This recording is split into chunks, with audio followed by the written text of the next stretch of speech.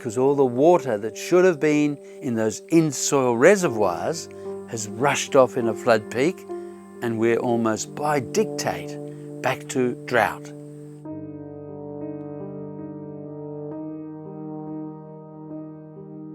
Fires need fuel, and it can only burn when it's dry. If the soil is wet, the grassland is wet, green, it doesn't burn.